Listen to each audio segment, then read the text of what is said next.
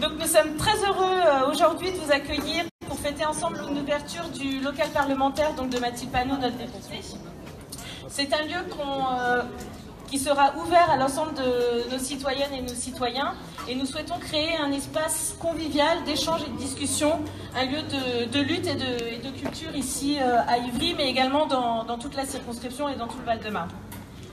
Nous organiserons régulièrement ici, à partir de la rentrée, des cafés-débats, des conférences, des projections de films ou de documentaires, des formations également dans le cadre des universités de la France insoumise, et encore plein d'autres choses pour faire de cet espace un lieu de vie politique ouvert à tous.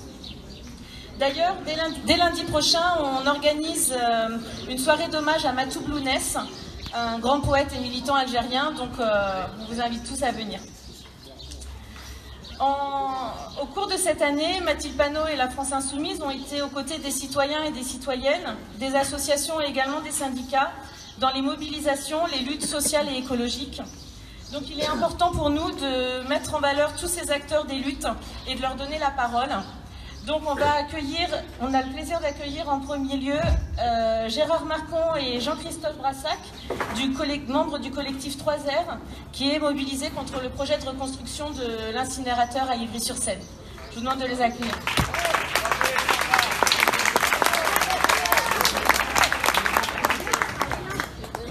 Bonjour. Ah ouais, Jean-Christophe est avec moi. Écoutez, d'abord merci. Est-ce qu'on peut relever là un petit peu? C'est bon, merci. Voilà, d'abord merci à la France Insoumise de nous accueillir, de nous donner la parole en ce moment extrêmement important pour nous, puisque sur ce projet contre lequel on est mobilisé depuis 9 ans maintenant, après le débat public de 2009, nous rentrons dans la phase finale, puisque nous sommes en plein dans l'enquête publique qui se termine lundi. Donc après, je vous demanderai on va vous distribuer des tracts et je vous demanderai si c'est possible dans le week-end d'intervenir par écrit sur le site de l'enquête publique. Alors en résumé, vous avez dû entendre parler de la reconstruction de cette usine d'incinération. Dès le départ, nous avons été mobilisés contre parce que nous nous sommes rendus compte qu'il y avait une incohérence totale entre les objectifs de réduction des déchets et le projet tel qu'il était dimensionné.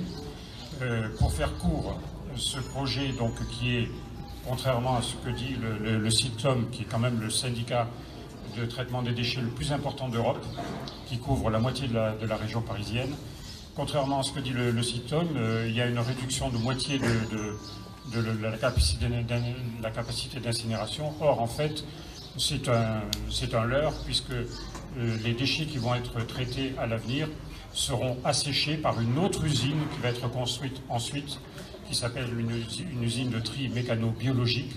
Alors je ne vais pas rentrer dans les détails techniques parce qu'on a vraiment très peu de temps et qu'il y a du monde derrière. Mais pour vous dire que ce type de projet, ce type d'usine de tri mécano-biologique, actuellement, il n'en existe pas en Europe. Il en existe d'autres, mais sous ce type-là, il n'en existe pas. Donc on va avoir un projet expérimental dont on ne sait absolument pas quelles vont être les conséquences. Toujours est-il que pour le CITOM, ça lui permet de faire croire qu'il est vertueux en matière de réduction des déchets en diminuant sa capacité d'usine. Or, c'est faux. Il y a des dispositions légales qui sont maintenant extrêmement contraignantes, notamment les dernières de 2015 au travers de la loi de transition énergétique pour une croissance verte, avec des objectifs très précis en matière de réduction des déchets. Or, le CITOM ne les respecte pas du tout.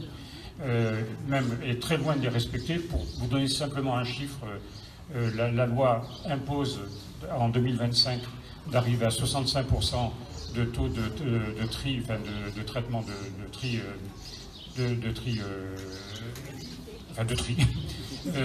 Or, le CITOM ne sera qu'à 26%. Il est actuellement à 15%, c'est un des taux les plus catastrophiques de France. C'est même le deuxième, je crois, le plus catastrophique et un des plus catastrophiques d'Europe. Voilà, donc il y a une urgence à se mobiliser contre ce projet. Nous avons donc, nous avons fait des tas de débats et de réunions, donc on a maintenant très largement informer la population. Il y a encore beaucoup de gens qui sont dans l'ignorance de ce qui va se passer. Si vous voulez avoir des informations, c'est très facile. Alors, on va vous distribuer après des tracts, comme ça vous aurez tous les renseignements. Vous pouvez aller sur notre site, on a un site qui est très bien fait, donc le collectif 3R. Il y a sur ce site notre proposition alternative, parce qu'évidemment on ne pouvait pas se contenter simplement de protester. Nous avons travaillé sérieusement avec des chiffres très détaillés. Nous sommes rentrés dans le détail par rapport aux données que nous procurait le CITOM, et nous avons fait des propositions concrètes que l'on peut trouver au travers d'un document que vous pouvez télécharger sur notre site, qui s'appelle le plan BOM, le plan de baisse des ordures ménagères. Il y a des actions très concrètes, et si le CITOM arrivait simplement à appliquer ces dispositions, qui ne sont pas des dispositions utopiques, parce que ce sont des choses qui reposent simplement sur l'existant, sur les filières de recyclage, sur ce que le CITOM devrait faire. Par exemple, le CITOM dit lui-même que plus de 46% des déchets qui sont actuellement incinérés ou mis en décharge devraient normalement être recyclés. Eux-mêmes le disent. Donc nous sommes basés là-dessus, et nous avons fait des propositions. Nous avons fait ce plan BOM, qui évidemment a été écarté d'un revers de la main de façon méprisante par le CITOM, en disant que c'était totalement irréaliste. Donc voilà, je vous demande d'urgence d'intervenir. Alors, ça peut faire peur d'intervenir sur une enquête publique, de dire des choses quand on n'a pas les données techniques. Vous verrez, actuellement, on en est à plus de 1400 avis. Il y a de la matière pour prendre des exemples. Il suffit simplement que vous lisiez 2-3 choses, et à la limite que vous disiez simplement que vous êtes contre et que vous soutenez le collectif 3R. Ça fera déjà un petit peu de pression. Voilà, je vous remercie. On va vous distribuer les tracts très discrètement pour que vous puissiez écouter les autres personnes. Merci.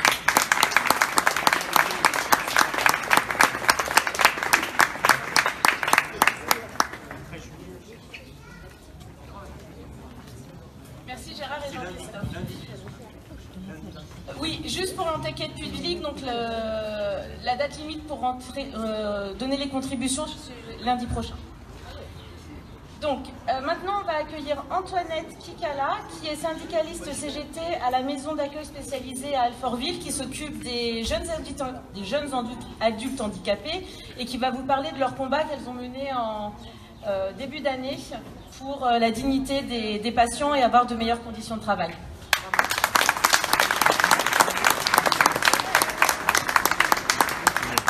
Bonjour à tous, merci beaucoup. Je suis Antoinette. Voilà, donc c'était juste pour témoigner.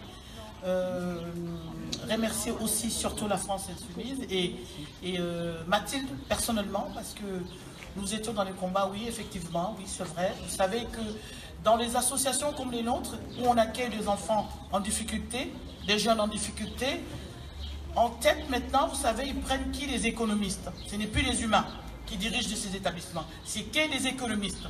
Ils regardent, ils comptent au niveau c'est les pognons qui comptent, voilà. C'est plus les humains qui comptent. Alors, nous, on a dit non à ça. On a dit non, c'est pas possible. On travaille avec des humains, on travaille avec des gens qui sont dans les besoins, et on ne peut pas seulement rester là à compter des sous. C'est pas possible. Donc voilà. Donc on a mené un combat. On a des maisons d'accueil spécialisées. C'est une association qui est dans les 94, qui a 14 établissements centrés dans les 94, et dans ces 94. Dans ces 14 établissements, il y a 2 établissements qui accueillent les adultes qui sont gravement et lourdement handicapés, qui ont besoin d'une tierce personne pour la vie quotidienne, pour les besoins de la vie quotidienne. Ben, nous, on est là-dedans. Ben, voilà. Et on met en tête, la tête de ces établissements maintenant, c'est que des économistes. Avant, on embauchait des humains. Non, ça ne passe plus. C'est que des économistes. Donc, ils comptent que c'est des sous. C'est des patients maintenant. Avant, on était des résidents, maintenant, c'est des patients. Donc, nous, on a dit non.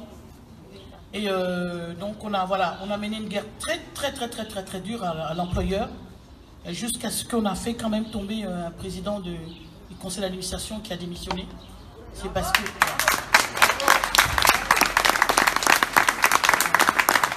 Il y a le président du conseil d'administration avec tous ses membres. Voilà. Voilà, donc vous ne pouvez pas rester, les autres membres ne peuvent pas rester. Voilà, on a foutu la pression, on a dit non, c'est pas possible, vous partez avec les autres, vous ne pouvez pas partir seul. C'est pas possible, il faut partir avec les autres. Voilà. Et ils sont partis, et il y a donc il y a un autre président qui arrive, qui veut négocier. Voilà. Il veut dans toutes les choses, ils ont négocié. Bon, pour vous dire que dans cette guerre-là, nous on a gagné. Vous savez, on ne demandait rien du tout. On ne demande pas les salaires. Vous savez, maintenant, pour demander les salaires, c'est pas possible. On demandait juste les conditions de travail. Les bonnes conditions de travail pour pouvoir s'occuper des gens qui sont dans le besoin. Tout simplement, c'est tout. Voilà. Et on a eu le soutien de la France Insoumise, que je salue, que tous mes collègues saluent. Mathilde était là.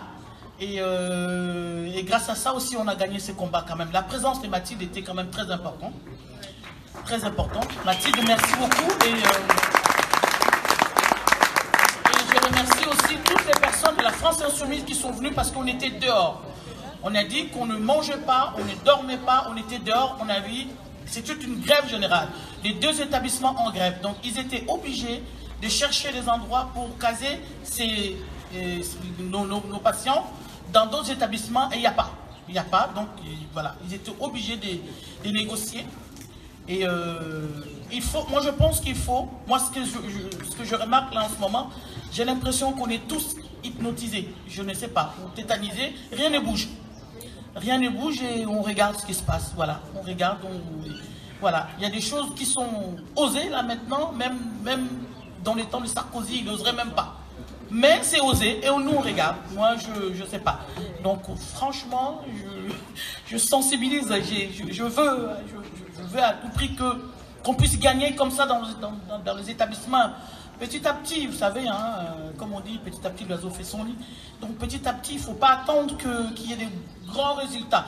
Dans les petits établissements, dans les petits endroits, il faut lutter, il faut gagner. Il faut lutter, voilà. On ne doit pas tout accepter, c'est pas possible. Vous vous rendez compte? On était arrivé à une serviette pour essuyer 3 patients. Vous aimeriez bien partager votre serviette avec d'autres personnes? Vous savez? C'est parce que c'est des économistes qui comptaient. Ils comptent les serviettes, ils comptent les draps, c'est pas possible, on ne peut pas continuer de vivre comme ça. Donc il y a possibilité de dire non. Et puis aller jusqu'au bout et gagner. Voilà. Donc je remercie. Merci.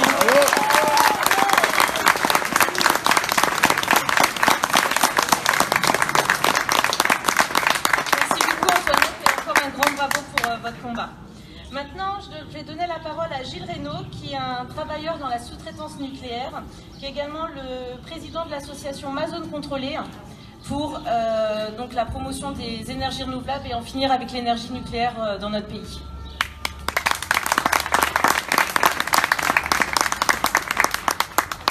Bonjour. Donc Gilles, oui, moi je viens du sud, là, je viens du secteur des ports de la Provence, du site du Tricastin. Donc, comme ça a été dit en introduction, je suis le président d'une association qui s'appelle Ma Zone Contrôlée. Donc, nous avons un site internet, nous sommes sur Facebook aussi.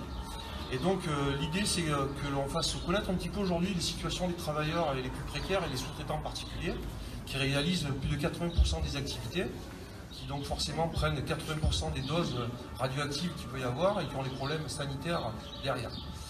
Donc, aujourd'hui, je remercie Mathilde, évidemment, de m'avoir invité. Je la remercie aussi énormément du travail qu'elle fait au sein de l'Assemblée nationale, parce que actuellement la commission d'enquête va rendre ses conclusions sur comment améliorer le niveau de sécurité et de sûreté d'une installation nucléaire. Donc je pense que vous serez tous d'accord pour dire qu'il faut que les machines, l'outil soit en état de fonctionner. Nous avons des inquiétudes sur du matériel qui a été installé déjà sur certaines centrales nucléaires.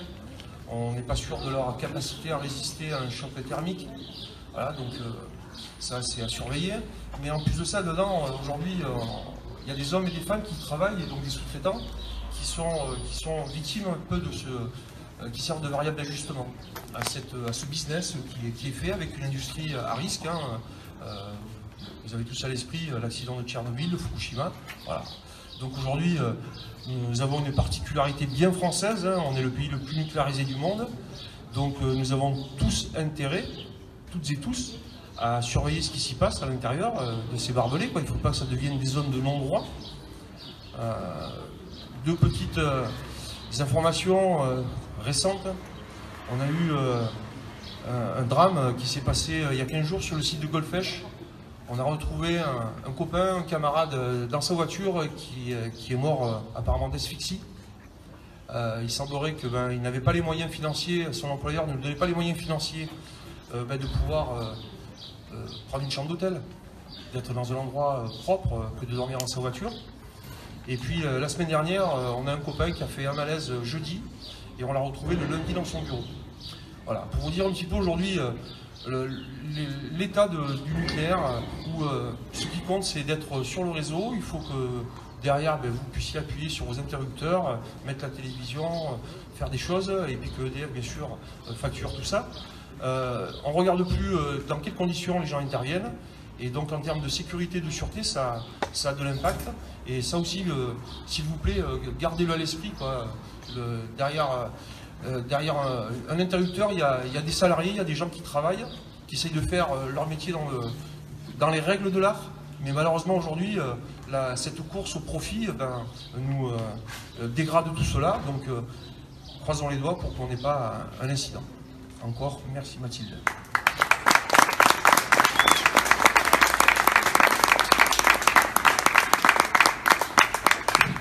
Merci Gilles. J'appelle maintenant Béatrice Pina, qui est membre du collectif Éducation 94 et qui est... donc ce collectif est mobilisé maintenant depuis des mois contre les fermetures de classes dans le Val-de-Marne l'année prochaine.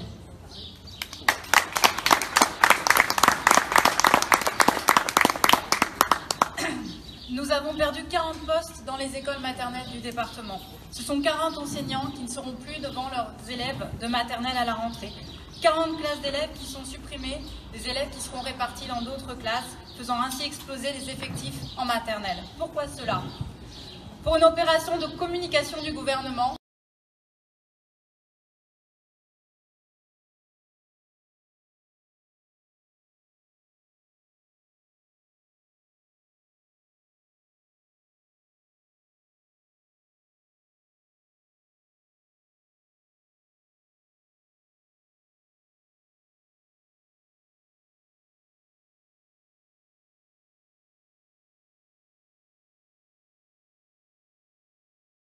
ni un CP à 12. Mais tous les autres niveaux de mon école seront bien à 25 et surchargés, alors que dans nos quartiers, les difficultés ne cessent de croître. À Créteil, ce seront 11 fermetures de classes prononcées à la rentrée et combien d'ouvertures refusées. Parents d'élèves et enseignants se sont regroupés dans des collectifs locaux pour défendre l'école et dans un collectif départemental, le collectif Éducation 94, pour demander un plan d'urgence pour le département. Vendredi dernier, devant l'inspection académique, là où la carte scolaire devait être entérinée, nous avons occupé l'avenue, nous avons bloqué la circulation. Les insoumis, parents d'élèves et enseignants sont dans ces collectifs. Les groupes d'action de Créteil font signer des pétitions tous les soirs devant les écoles et ces pétitions, nous les remettons ensuite à l'inspection académique. Nous nous organisons également au niveau national, au sein d'un groupe d'action sur la carte scolaire, au sein du réseau Éducation France Insoumise. Je tiens à remercier Mathilde qui a été présente à nos côtés pendant ces derniers mois dans les luttes, dans les nuits des écoles, dans les rassemblements, les manifestations et intervenue de maintes fois auprès de la préfecture.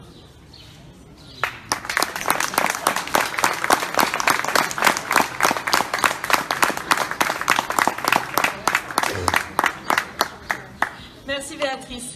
Ali Algoul, qui vient nous parler, donc syndicaliste CGT et représentant de l'Union locale de la CGT ici à Ivry, qui va vous parler du combat qui mène à Carrefour. Oui, bonjour. Je suis délégué syndical de CGT Carrefour. Donc, plus ou moins, vous savez maintenant ce qui se passe parce que c'est assez médiatisé de ces derniers temps. Alors, chez Carrefour, donc, depuis le mois de décembre, nous, on s'est mis en lutte contre le projet de nouveau PDG qui venait d'arriver. C'est un PDG bien connu, Alexandre Bompard. Avant, il était chez Fnac et Darty. C'est là qu'il a commencé déjà à supprimer à peu près 5000 postes. Et après, donc voilà, donc, il est venu chez Carrefour et là aussi, il a commencé à travailler sur son projet. Ce projet-là, donc, il a présenté avant le mois de décembre au syndicat. Et c'est là qu'on a commencé à dénoncer, on savait que donc, nous allons attendre de ce qu'ils vont subir les salariés. Donc on a commencé à dénoncer son projet soi-disant pour moderniser l'ensemble des magasins Carrefour, parce que pour lui, c'est de reprendre plus les besoins. Alors que dans ce projet-là, il était prévu que donc il y aura suppression à peu près 10 000 postes, c'est ce qu'on avait calculé, et aujourd'hui c'est en train de se réaliser. Et suppression de postes, fermeture de magasins de proximité, que certains connaissent bien parce que c'est ces magasins d'hier, magasins de Carrefour Contact, qui sont nos magasins de quartier souvent. Et ces magasins-là, ils étaient achetés il y a 2 ans justement, et 2 ans après, ils les vendent en disant que ce ne sont pas rentables. Bon, avec la fermeture de ces 273 magasins, on comptait comptabiliser plus de 2400 suppressions de postes, et là, il est en train de se mettre en place. Hein, donc ça, parce qu'au départ, ils voulaient le vendre, mais bon, apparemment, c'est qu'ils ont dit par la suite que donc il n'y a pas de repreneurs. De coup, comme il n'y a pas de repreneurs, on va les fermer. Et il nous a présenté sur 273 magasins, il n'y a que 29 magasins sur la reprise. Le reste, il n'y a pas de repreneur, donc on va fermer. Alors que par la suite, il y avait une sorte de document interne qui n'était pas diffusé, alors qu'il y avait un repreneur potentiel pour 120 magasins. Malgré ça, donc, ils n'ont pas voulu vendre. Donc, du coup, voilà, c'est sûr, l'objectif, c'est fermer les magasins et supprimer le poste, en fait. Ça, on a bien compris. Et après, donc, comme on le sait, depuis le mois de décembre, comme je disais tout à l'heure, on a commencé à informer les salariés pour mobiliser contre ce projet. Et par la suite, on a été plus ou moins suivis par des autres organisations syndicales. Donc, après, au mois de janvier, quand il a vraiment communiqué son projet, donc il y a eu une réunion intersyndicale, on a décidé de faire une journée d'action, que c'était le 31 mars. C'était une journée d'action historique parce que plus de 400 magasins qui étaient plus ou moins touchés par le mouvement, et il y avait des centaines de magasins qui étaient pratiquement fermés. Et après ces succès, parce que c'est vraiment dans la grande distribution, c'est rare d'avoir un tel mouvement. Donc on a quand même réussi à les amener à la table de négociation. Malheureusement, on n'a pas allé beaucoup plus loin parce que nous, CGT n'est pas majoritaire dans le groupe. Dans le groupe, il y a 2 autres syndicats qui sont majoritaires. Eux, ils ont signé un accord contre un bon d'achat de 150 €. Peut-être vous avez lu dans la presse. Et en même temps, donc, en supprimant le poste, en fermant les magasins, on s'aperçoit que donc sur le bénéfice qu'ils ont fait en 2017, c'était au plus de 750 millions d'euros, plus pratiquement moitié de ce bénéfice parti comme dividende dans la poche des actionnaires, plus de 350 millions d'euros. Et Carrefour, en même temps, il faut dénoncer aussi qu'il bénéficie de l'aide de l'État. Depuis 2013, Carrefour a bénéficié au total à peu près 2 milliards d'euros d'aide publique. Sur ces 2 milliards d'euros publiques, quand on regarde, en même temps, les dividendes distribués aux actionnaires, c'est vraiment autour de 2 milliards d'euros aussi. En gros, l'aide d'État va directement dans les poches des actionnaires. Voilà, donc et pour cette injustice-là, donc, nous, autant que syndicats, on dénonce et on continue de dénoncer. D'ailleurs, la lutte continue encore. Hein. On essaie de quand même amener la table de négociation pour trouver pour reclasser les salariés dans les magasins où ils sont en train de supprimer. Donc c'est un peu dur comme lutte, mais bon, on va continuer encore notre lutte jusqu'au bout. Là. Voilà.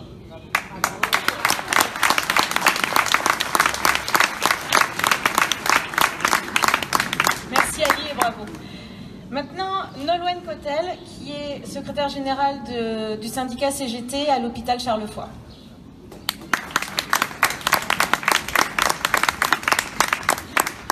Bonjour à tous. Alors excusez-moi, c'est pas un exercice facile pour moi non plus. Vous m'entendez pas? Là c'est mieux? Ouais. Vous m'entendez? Donc, je me représente, je suis Nolwenn Cotel, secrétaire générale du syndicat CGT de l'hôpital Charles Foix. Il devient urgent et nécessaire que le gouvernement prenne des mesures d'embauche pour que nous, soignants, ayons les moyens matériels et humains pour s'occuper des personnes âgées dans la dignité. Nous sommes très loin du compte. Au contraire, le gouvernement nous prépare de nouvelles mesures qui va consister à la mise à mort du statut particulier de la PHP. De la PHP. Qui va poursuivre sur la mise en place des groupements hospitaliers de territoire qui consiste à donner au privé les actes plus lucratifs du service public et accroître la mobilité des personnels et la polyvalence et la précarisation de l'emploi. Les conséquences destructrices sur les conditions de travail et surtout sur la prise en charge des malades. Aujourd'hui, l'hôpital est encore plus malade que les malades. Les soignants sont au bord du gouffre. Pour vous dire, à la PHP, il y a déjà eu 8 suicides depuis le début de l'année. Il n'y a même pas plus tard que la semaine dernière, 2 tentatives de suicide à l'hôpital Tenon. Nous avons tellement la tête sous l'eau que les mobilisations restent sans impact. Il va falloir que les usagers de l'hôpital nous aident à solutionner cette politique qui dénigre les aînés. Je remercie Mathilde Panot et la France Insoumise d'être venus à l'hôpital Charles Foix à 2 reprises pour écouter la souffrance permanente que nous subissons. Voilà. Il y aura un rassemblement le jeudi 28 juin à 10h devant le siège de la PHP justement pour dénoncer un peu toutes ces prises en charge un peu indignes des personnes âgées. Donc voilà, on vous attend si vous êtes disponible le plus possible. Je vous remercie.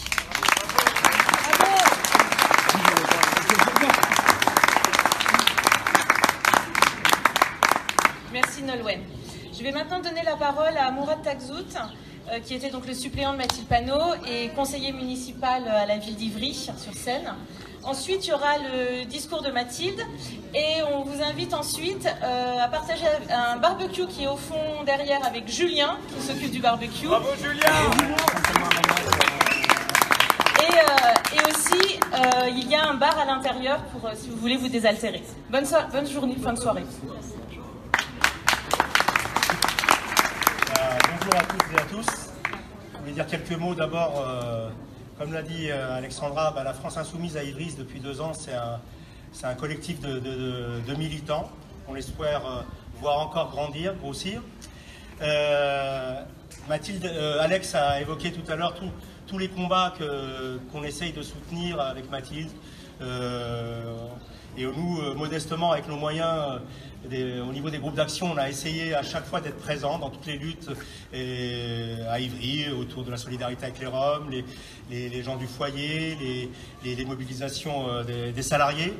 Je ne vais pas vous faire un rapport d'activité, mais on essaye aussi, parce que c'est aussi une des ambitions de la France Insoumise, d'enrichir le débat, de réarmer idéologiquement notre camp.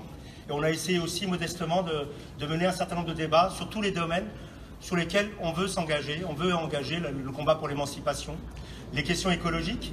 On a fait, et environnementales, une rencontre et un atelier des lois avec Mathilde qui doit servir à un projet de loi sur l'eau en début d'année où il y avait près d'une centaine de personnes. Sur la question du nucléaire, ça a été évoqué tout à l'heure par le camarade, on a fait aussi une rencontre. Sur les questions économiques et sociales, sans sectarisme, on a accueilli Bernard Friot pour discuter, pour réfléchir, et il y aura d'autres rencontres. Et puis l'internationalisme, la question de la solidarité internationale, parce que pour nous, évidemment, la question de notre émancipation, elle ne peut pas se concevoir dans un tout petit pays, dans un cadre étroit. Ça n'a de sens que si on soutient, sans géométrie variable, tous les combats pour la justice et la liberté. Et on a eu une première action dès presque un mois après l'élection de Mathilde, de soutien avec les militants et le mouvement citoyen du RIF. C'est un mouvement qui existe depuis plus de 2 ans, qui subit une répression terrible. Des gamins de 7 ans, 8 ans sont en prison. Et la torture. Et Mathilde a été la seule députée à porter une question auprès du ministre Le Drian. On avait fait une rencontre ici pour interpeller Le Drian, pour interpeller Macron sur leur soutien, le lien qu'ils ont avec la monarchie marocaine. On a continué aussi au mois d'octobre, non c'était au mois de février, à faire un mouvement de solidarité avec Afrin, cette ville du Kurdistan syrien qui a été massacrée par Erdogan et ses alliés de Daesh.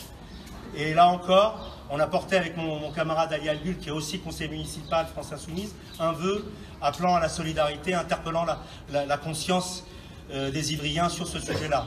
Et puis, moi je suis très fier, Alex l'a dit, la première initiative publique après cette belle inauguration, c'est après-demain, c'est la commémoration de l'assassinat de Matou Lounès, donc ce chanteur militant kabyle, algérien, qui a été assassiné le 25 juin 1998, qui venait à la conférence du journaliste Ariski Metref. Ça se continuera par de la musique pour découvrir comment ce combat et les enjeux qu'il pose encore aujourd'hui. Et puis, j'ai évoqué tout à l'heure notre présence au conseil municipal. On est deux avec Ali. On fait modestement ce qu'on peut pour porter ce qu'on pense être l'intérêt des citoyens dans la droite ligne de la France Insoumise. Et je voulais, avant de conclure, attirer votre attention sur un sujet qui est très important, qui est d'actualité, ce qu'on appelle la contractualisation. Alors Macron et son gouvernement veulent obliger les villes de plus de 60 millions d'euros de budget, comme la nôtre, puis il y en a 320, à signer un contrat. Ce contrat nous oblige pendant 3 ans à rester dans une enveloppe budgétaire qui n'excède une croissance de dépenses budgétaires tous les ans de pas plus de 1,2%. Ça veut dire, en fait, qu'on ne peut pas faire face aux réels besoins de la ville. On ne peut pas aller accompagner ce qu'on appelle le GVT, l'avancement des salariés. On ne peut pas, évidemment, développer les choses. C'est un Maastricht appliqué aux villes. Ce contrat, c'est aussi une atteinte au principe démocratique. Ce n'est plus nous qui décidons du budget, c'est eux là-haut qui en décident. Et ce contrat va sur 3 ans, c'est-à-dire qu'on s'engagerait au-delà même du mandat pour lequel on est élu, puisque les élections, c'est en 2020. Face à ça, les élus Français Insoumis, en tout cas, nous, on a pris nos responsabilités. Nous, on refuse de signer ce contrat. Hein, même s'il y a une pénalité qui est appliquée, il y a urgence, c'est pas une bravade, c'est pas une inconscience. On ne peut pas mentir aux gens, on ne peut pas dire une chose et faire son contraire pendant des années. Il faut, si c'est austéritaire, on ne peut pas le signer, on ne peut pas avoir fait la campagne des moutons, on va être tondu, etc., etc. Et aujourd'hui, signer ce contrat Macron. Parce que ça veut dire quoi pour les gens? Les gens sont dégoûtés de la politique, les gens en ont marre. Et on leur dit qu'on est contre et on signerait. Et puis, si on n'engage pas la bataille aujourd'hui, Mathilde le dira encore mieux que moi, si aujourd'hui il est urgent de mobiliser les Ivriens et dans tout le pays, de créer le rapport de force. Parce que les mesures que vient d'engager déjà Macron, elles font très mal à notre pacte social et républicain. Il va continuer davantage. Il est largement temps d'engager la lutte, d'engager la bataille. Ça commence dès pour nous, en tout cas, dès le conseil municipal du 28 juin. Je vous invite à être fortement présents. Voilà ce que je pouvais vous dire cet après-midi. Merci.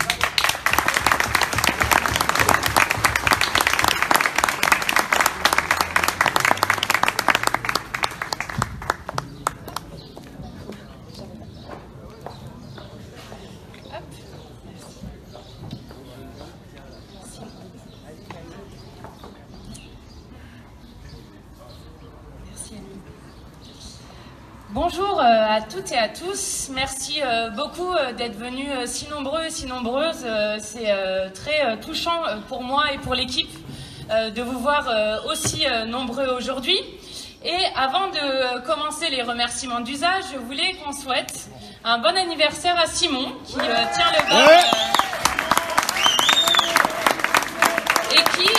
À son anniversaire, à chaque fois que nous faisons quelque chose d'important, puisque l'année dernière, jour pour jour, nous étions avec Jean-Luc Mélenchon sur la place Voltaire, entre les 2 tours de la législative. Donc voilà, Simon et son anniversaire nous portent chance. Donc merci pour votre présence. Et donc je voulais commencer par saluer la présence, même si je ne l'ai pas vue, mais peut-être qu'elle arrivera un peu après, de la maire de Gentilly, Patricia Torgman, qui donc a annoncé qu'elle viendrait, je l'en remercie. Celle de Romain Marchand, premier adjoint à la mairie d'Ivry, donc qui remplace le maire qui s'excuse de ne pas pouvoir être présent, et celle de Jannick Le Lagadec, donc, qui est conseillère départementale et que j'ai vu passer tout à l'heure. Donc je veux bien sûr remercier pour l'organisation de l'événement chaleureusement mon équipe, Alexandra, Clément, Adrien, Elmi, Inès, Pierre-Yves et Sophia pour leur énergie incroyable. Remercier Mourad, donc, qui est mon député suppléant, et tous les militants et militantes qui ont organisé cet événement, avec un tout particulier aux amis qui un peu partout organisent le service d'ordre, à Michel qui nous a beaucoup aidé sur la logistique, et bien sûr à Majid et aux musiciens pour leur dynamique communicative.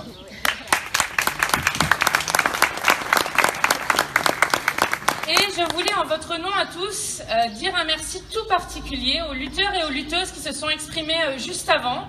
Donc merci à Gilles qui nous est venu exprès de la Drôme pour venir partager avec nous le combat qu'il mène pour les sous-traitants du nucléaire. Merci à Béatrice, à Ali, à Jean-Christophe et Gérard, à Nolwenn et à Antoinette, ainsi qu'à beaucoup d'entre vous qui vous engagez quotidiennement pour un monde meilleur. Parce que plutôt que de criminaliser ces militants comme le fait actuellement le gouvernement, comme il le fait avec les militants de Greenpeace, comme il le fait à Bure avec les militantes et les militants qui se battent contre le fait que nos campagnes deviennent des poubelles nucléaires, comme il le fait aussi avec les citoyennes et citoyens qui s'engagent pour aider les migrants à La Roya et ailleurs, et ben tous ces gens qui se battent aujourd'hui pour les autres, pour la dignité des gens, et je pense que par exemple l'histoire que vous a racontée Antoinette, où à la fin vous avez des femmes principalement qui se sont battues pour la dignité des gens, c'est-à-dire pour que les gens aient une serviette à eux et qu'on ne leur rationne pas les gants. C'est quand même des combats où on en arrive à des absurdités incroyables. Et donc je pense que plutôt que de criminaliser ces gens-là, on devrait en faire l'honneur de la France, parce que ces gens-là sont l'honneur de la France. Donc bravo et merci à eux.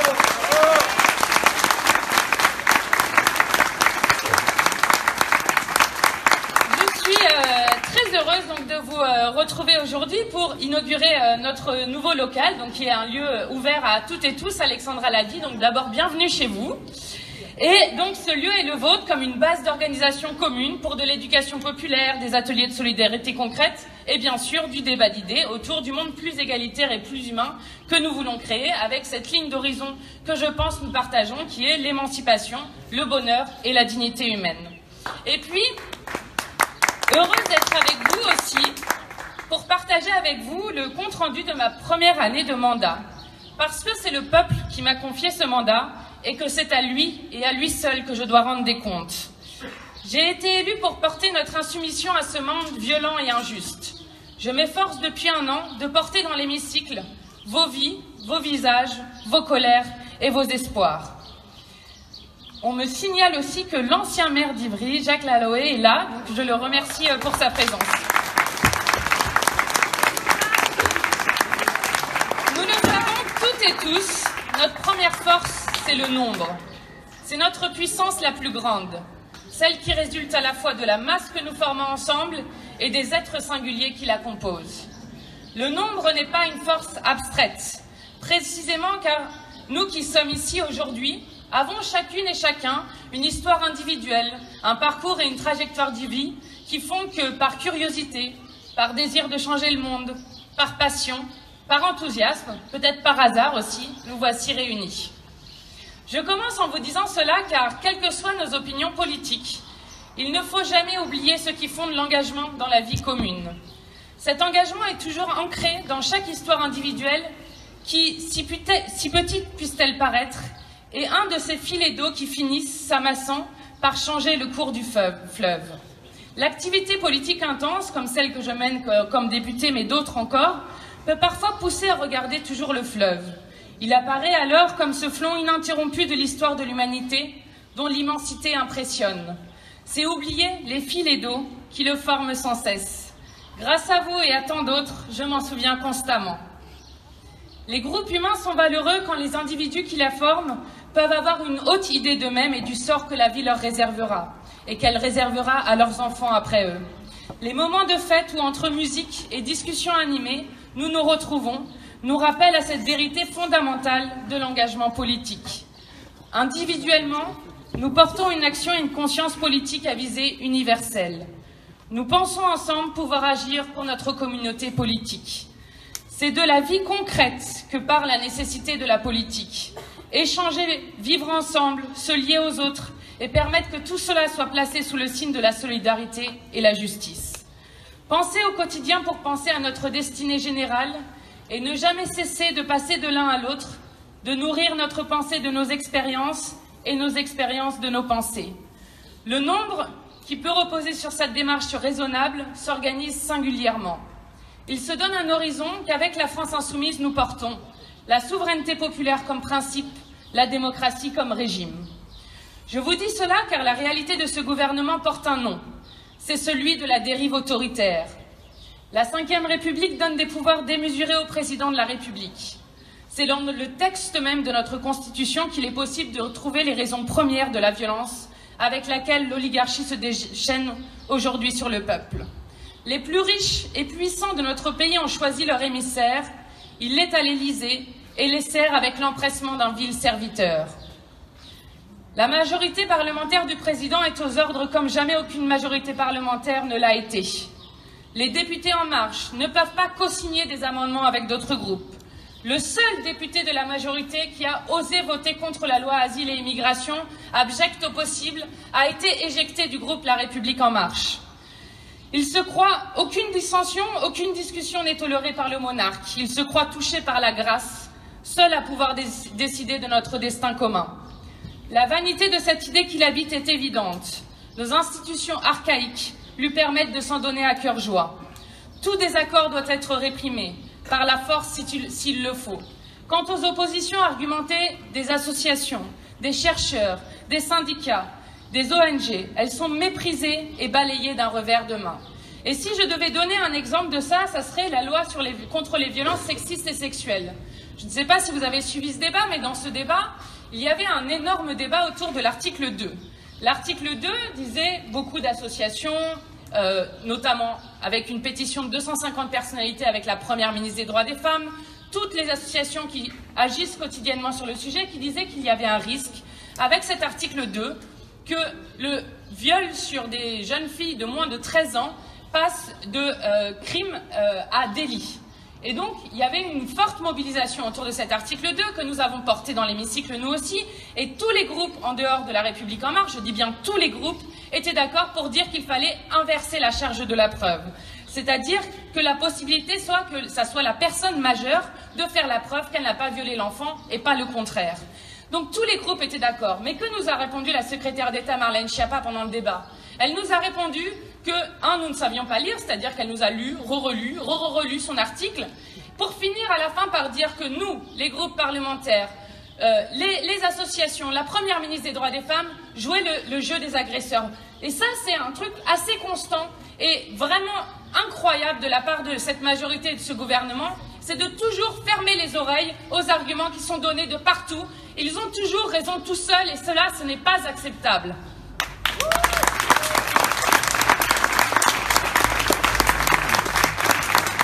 Vous vous rendez compte qu'à Saint-Étienne-du-Rouvray, pour celles et ceux qui ont suivi, des soignants se sont mis en grève pendant 2 mois. On fait une grève de la faim pendant 18 jours pour dire qu'il manquait de moyens en psychiatrie et pour dire exactement ce que disaient Nolwenn et Antoinette tout à l'heure, pour dire que dans les conditions de moyens humains qu'ils ont, cela ne permettait pas de traiter dignement les gens et que cela institutionnalisait de la maltraitance. Ils ont dû faire 2 mois de grève et une grève de la faim de 18 jours pour enfin être entendus et pour pouvoir gagner. C'est ça la violence de ce président des riches.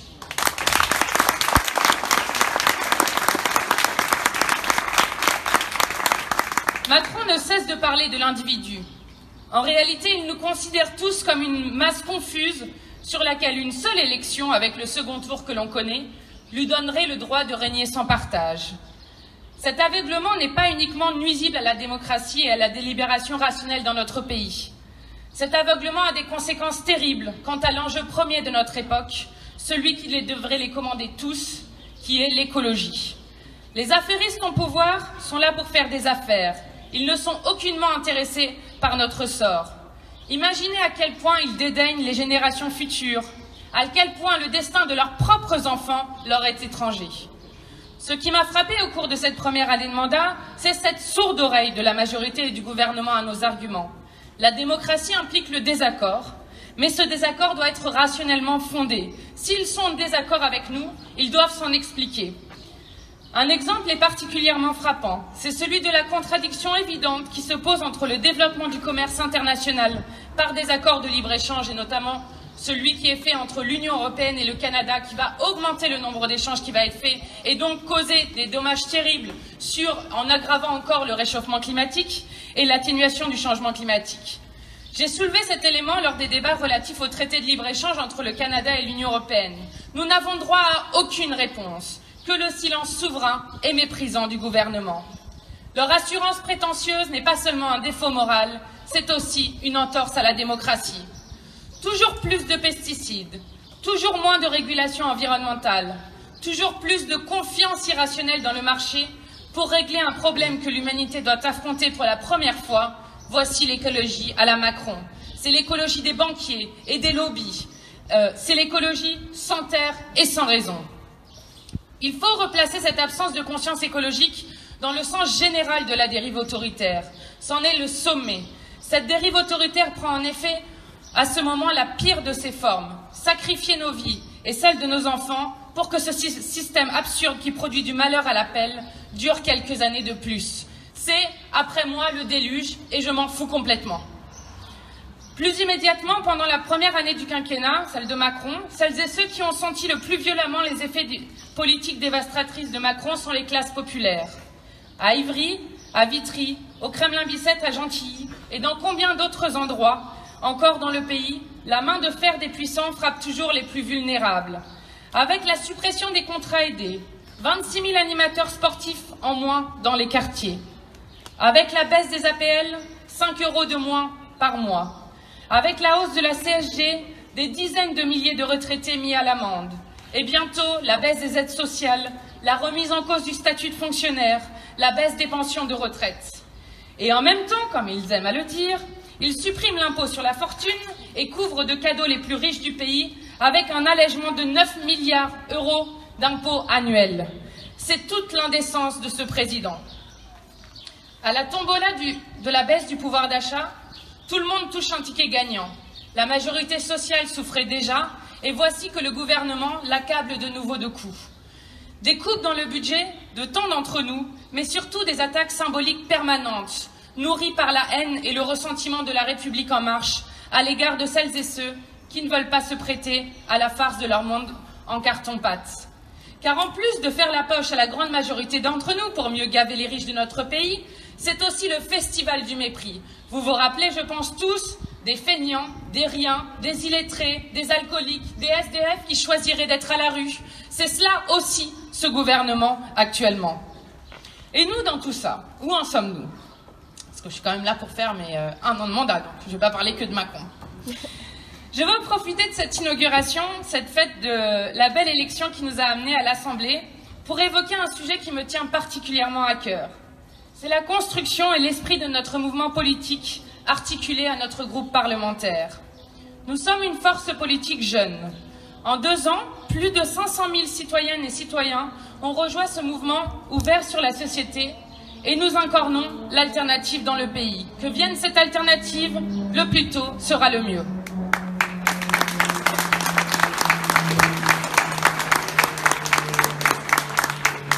Le groupe parlementaire auquel j'ai l'honneur et la responsabilité d'appartenir, qui est présidé par notre candidat à la présidentielle Jean-Luc Mélenchon, est l'un des points d'appui de ce changement à venir. Notre travail parlementaire, s'il consiste à s'opposer fermement au gouvernement le plus violent de la Ve République, est aussi un travail de proposition. Notre groupe parlementaire, et tout le monde s'accorde à le dire, même ceux qui ne nous aiment pas tellement, est le plus actif en termes d'amendements, de prise de parole et de propositions de loi. Les multiples amendements que nous écrivons avec l'aide précieuse des collaborateurs parlementaires sont autant de bases légales pour les textes que nous ferons voter demain. En 1 an, nous avons passé un seuil de crédibilité très fort pour nous préparer à gouverner.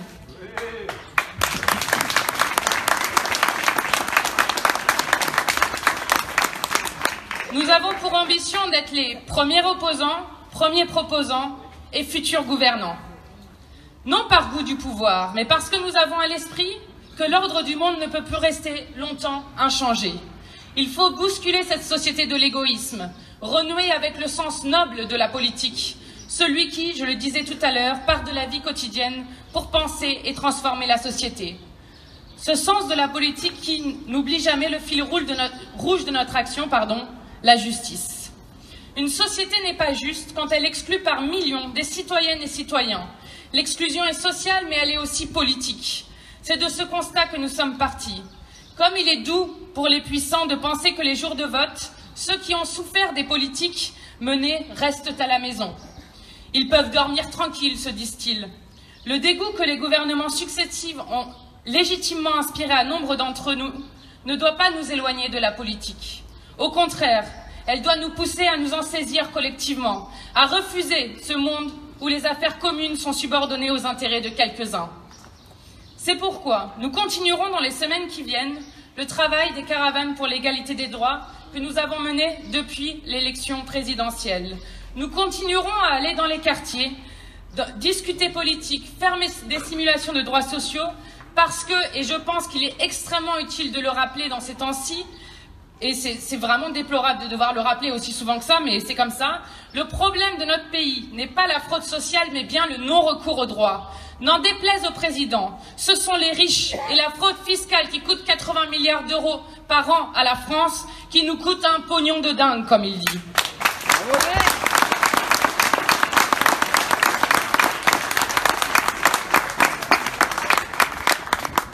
Et il y a une chose que j'aime bien rappeler, et qui, pour moi, est une des réussites les plus concrètes et les plus fortes que nous avons faites avec ce groupe parlementaire. Nous avons montré dans les faits, avec ce groupe parlementaire, que la politique n'était pas réservée à certains. Il faut imaginer le mépris lorsque nous sommes arrivés à l'Assemblée. Vous comprenez, moi je venais de l'associatif, mais surtout j'avais une collègue, Caroline Fiat, qui était la première aide-soignante à arriver dans l'Assemblée nationale. Un autre, Jean-Hugues Rattenon, qui, vous comprenez, était au RSA Activité avant. Un autre encore, Adrien Quatennens, qui était dans un call center et que certains s'amusent à appeler le député call center parce qu'ils trouvent ça extrêmement drôle, et qui ont quand même assez vite fermé leur caquet, parce que ce que nous avons réussi à prouver dans les faits, c'est que non, la politique n'est pas réservée à certains riches, qu'elle n'est pas réservée à une certaine élite, et que tout le monde peut faire de la politique et même bien mieux qu'eux.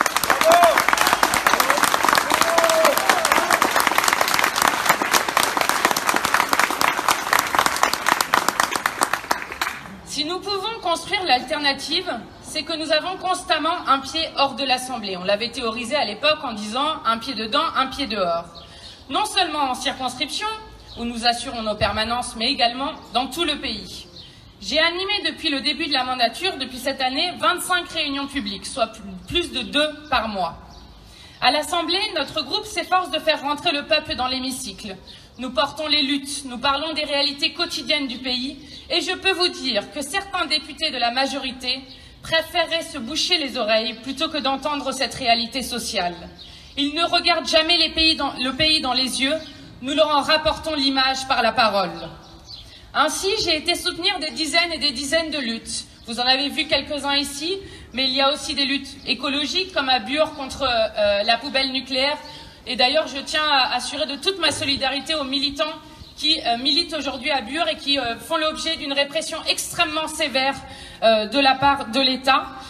À Europa City, à Notre-Dame-des-Landes, des luttes sociales, Ali a parlé de Carrefour par exemple, mais dans les hôpitaux aussi, comme on a parlé Nolwenn, dans les écoles.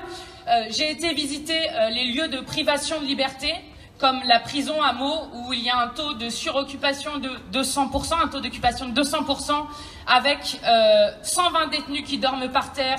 Et il faut imaginer qu'un surveillant, quand il est tout seul à l'étage, ce qui arrive assez fréquemment, a 20 secondes à consacrer à chacun des détenus. Donc vous imaginez à quel point il peut faire son travail correctement.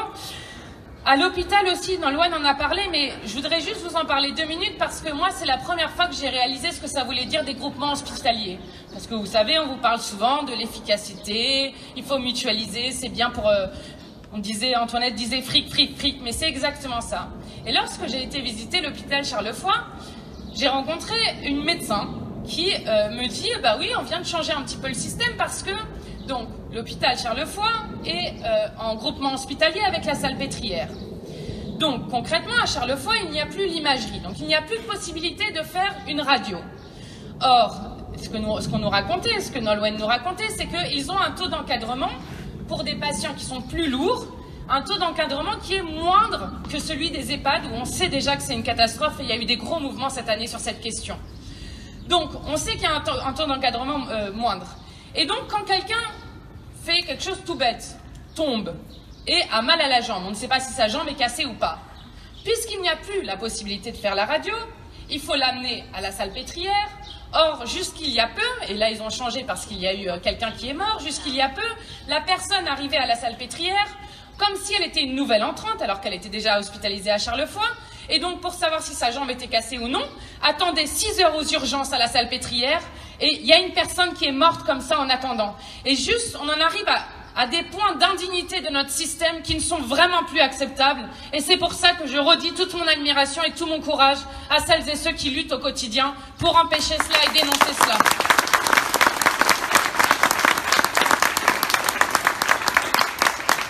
Des luttes aussi liées à la culture. J'ai vu tout à l'heure Lydie de Culture du Cœur, avec qui nous étions hier, pour justement l'accès à la culture pour toutes et tous. Et encore beaucoup d'autres, on n'arriverait pas à toutes les citer.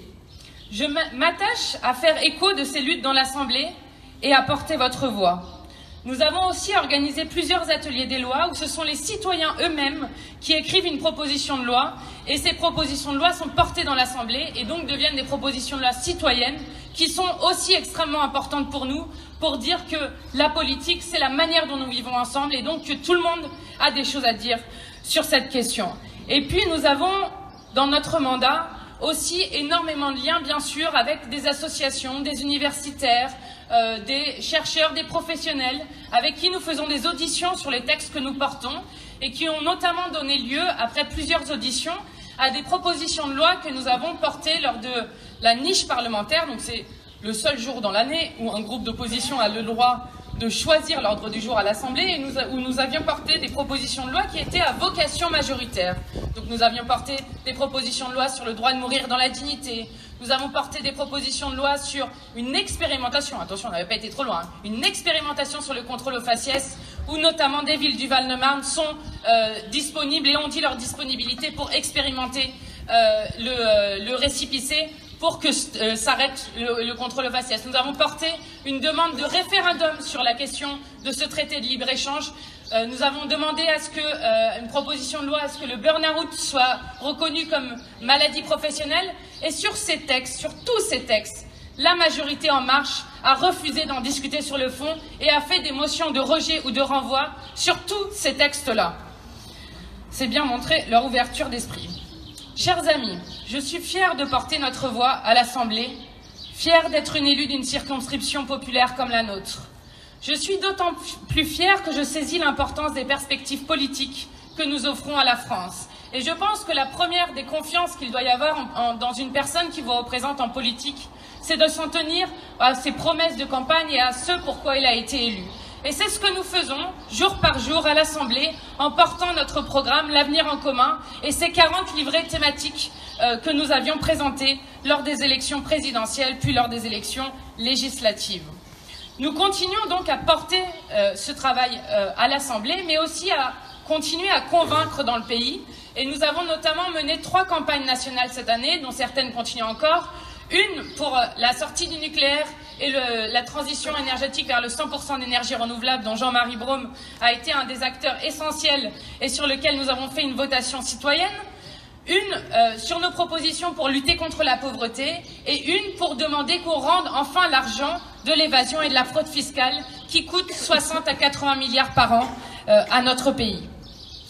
Le moyen le plus sûr pour nous d'assurer la transformation en profondeur de notre société, c'est la participation du peuple. C'est pourquoi le premier chapitre de notre programme prévoit la convocation d'une constituante chargée de rédiger la constitution de la 6e République. Les questions institutionnelles sont souvent traitées comme des questions techniques, loin de la vraie vie. J'ai déjà dit que l'abstention des classes populaires garantit aux puissants de rester sur leur fauteuil. De la même façon, considérer que la question du pouvoir populaire est une question technique est le meilleur service à rendre à Macron et à sa clique. C'est au contraire en redéfinissant les règles de notre société démocratique que nous pourrons nous protéger de l'influence de l'argent sur les décisions politiques. Il faut chasser les marchands du temple républicain. L'oligarchie, cette collusion d'intérêts financiers et politiques, doit être mise au pas. Nous devons pouvoir recréer un lien réel entre représentants et représentés et renforcer le pouvoir des citoyennes et citoyens sur leur vie quotidienne. Comment accepter que les 7 millions d'électeurs qui ont porté leur suffrage à Jean-Luc Mélenchon soient représentés à l'Assemblée nationale par un groupe de seulement 17 députés quand il y en a 577 au total? Une nouvelle déclaration des droits sera proclamée pour intégrer la question écologique et renforcer les droits sociaux fondamentaux. C'est une étape qui peut sembler symbolique, mais elle permettra de marquer le retour du peuple en politique. Nous sommes toutes et tous citoyens et il faut affirmer clairement cette égalité décisive entre nous. La 6e République pour nous émanciper du pouvoir de l'argent donc. Mais d'où nous vient cet impératif? La domination des intérêts privés nous empêche avant tout d'engager le processus essentiel pour notre époque, la réorganisation de notre société en fonction du défi écologique. Disparition des espèces, changement climatique, épuisement des sols, il y a le feu dans la maison. L'accumulation des phénomènes dangereux pour la survie même de l'espèce risque dans l'esprit de certains de pousser à l'abattement. Mais ce n'est pas en ignorant les problèmes qu'il est possible de les résoudre. Le déni n'est pas une option. L'autruche n'est pas un modèle en politique. Il faut au contraire percevoir l'espoir que contiennent les différents défis de l'écologie. L'accumulation sans fin de la richesse pour quelques-uns et l'organisation de la société à leur seule fin est la cause principale de ces problèmes. Cette accumulation a un nom, elle s'appelle capitalisme. Elle survit sur le mythe morbide d'une société de consommation et d'abondance pour toujours. Mais cette société ne fait que produire frustration, misère et dépression. On voudrait risquer nos existences pour une fabrique industrielle de malheur. C'est absolument absurde. Nous pouvons au contraire penser une société plus égalitaire, dont la fin explicite serait le bonheur collectif et l'émancipation individuelle. La transition énergétique vers le 100% renouvelable est une source massive d'emplois. La transformation de notre modèle agricole vers l'agriculture biologique suppose de former par centaines de milliers des nouveaux paysans. Les lieux de travail doivent être rapprochés des lieux de logement, les lieux de production des lieux de consommation. Toute une société est à réinventer, c'est la société de la sobriété heureuse. Toujours plus pour toujours moins de satisfaction, c'est terminé. L'horizon d'époque s'appelle planification écologique. Nous devons atténuer le changement climatique et nous préparer à nous adapter à ses effets les plus violents sur nos sociétés. Voici un projet pour le pays autrement plus sérieux que la poursuite enfantine de production de gadgets divers et variés qui semble tant passionner notre président de la République. Pour mettre en œuvre ce vaste projet qui change nos modes de production et nos modes de consommation, la société doit être solidaire. Elle ne peut l'être qu'à une condition, l'une des raisons d'être essentielle de notre mouvement, le partage des richesses. Augmenter le SMIC, créer un revenu dignité pour que personne ne vive en dessous du seuil de pauvreté, réformer l'impôt pour qu'il soit juste, créer une 6e semaine de congés payés, revenir à la retraite à 60 ans à taux plein. Voici les conditions sociales basiques pour pouvoir accomplir cette bifurcation majeure de notre vie collective.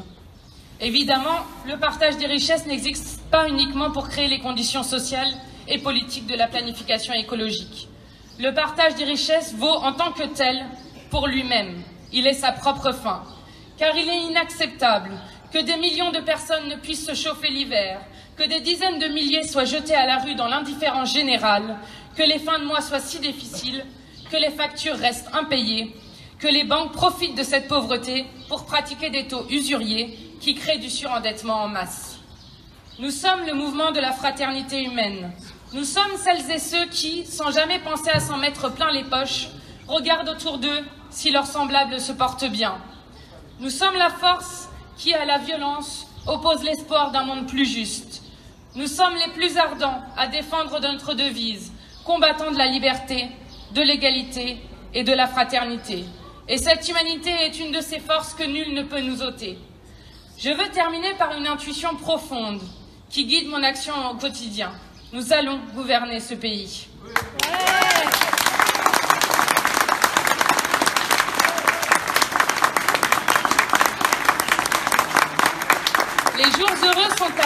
demain. Et je voulais terminer, j'ai l'habitude de terminer souvent par un poème ou une citation d'un écrivain. Et là, je voulais terminer par une phrase qu'une dame m'a dite dans la rue la dernière fois et qui, je trouve, donne énormément de force et d'espoir pour la suite. Et cette phrase, c'est une phrase que chante Léonard Cohen et qui dit « Dans toute chose, il y a une brèche. Et c'est par là qu'entre la lumière. » Merci à vous et eux les cœurs.